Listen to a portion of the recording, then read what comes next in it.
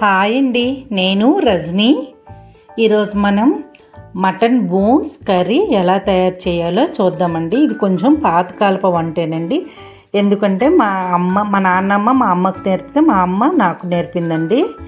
దానికి కావాల్సింది మటన్ తీసుకొని బాగా ఫ్రై చేసి నెక్స్ట్ అది తీసుకున్నానండి. మటన్ బోన్స్ కొంచెం చింతపండు తీసుకొని ఆ చింతపండులో కొంచెం వాటర్ వేసి ఉంచుకున్నానండి.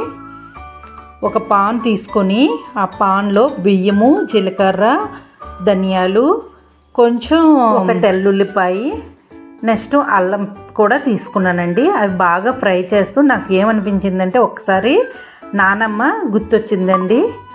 నానమ్మ ఏం చెప్పిందనంటే ఎప్పుడు కూడా సంక్రాంతి వచ్చిందంటే చాలండి మా అమ్మతో, భారతి మేము ఎక్కువగా మా శ్రీకాకుళంలో దుమ్ములు అని అంటామండి బోన్స్ని.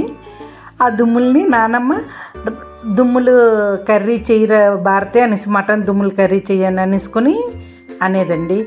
ఏంటి నాన్నమ్మ ఎప్పుడు చూసినా మటన్ దుమ్ములు అని అంటావని అంటే, లేదు రజని ఇది చాలా బాగుంటుంది, నెక్స్ట్ చాలా ఆరోగ్యానికి కూడా బాగుంటుంది అనేసి అనేదండి.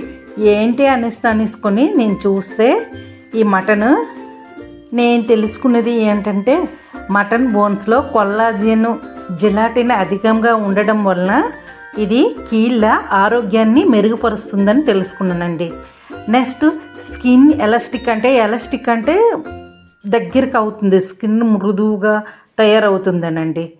బాగా స్కిన్ కూడా మృదువుగా అవుతుందని తెలుసుకున్నానండి. ఇది సహజంగానే రక్షణ వ్యవస్థలో అంటే ఏంటంటే మన అంటువ్యాధులు, ఇన్ఫెక్షన్స్ ఉంటాయి కదండి, అవి రాకుండా కూడా మనిషికి చాలా ఉపయోగపడుతుందటండి బోన్స్ కర్రీ వల్ల. బోన్స్ కర్రీ కానీ సూప్ కానీ ఇలాంటివి తయారు చేసుకుంటే తినడం వల్ల చాలా మంచిదనేటండి, హెల్త్ బెనిఫిట్స్. నెక్స్ట్ హిమోగ్లోబిన్ స్థాయి అంటే రక్తహీనత, మనకి బ్లడ్ తక్కువగా ఉందనుకోండి బ్లడ్ స్థాయిని కూడా పెంచుతుందటండి. నెక్స్ట్ ఎముకలు విరిగినప్పుడు కంపల్సరీగా ఎముకలు కానీ ఇరిగాయి అనుకోండి, ఇలా వేసుకున్నామా ఇలా తిన్నామనుకోండి కొన్ని రోజులకి వేరంగా తగ్గుతాయని కూడా మటన్ సూప్ కానీ మటన్ కర్రీ కానీ మటన్ నెక్స్ట్ బోన్స్ కర్రీ కానీ బోన్స్ ఇరిగినప్పుడు చాలా ఉపయోగపడుతుందటండి ఒక మనిషికి. కానీ ఆయిల్ మాత్రం తక్కువ వేసుకోండి. ఆయిల్ ఎక్కువ వేసామంటే చాలా ప్రాబ్లమ్స్ వచ్చేస్తాయి కదా ఫ్రెండ్స్.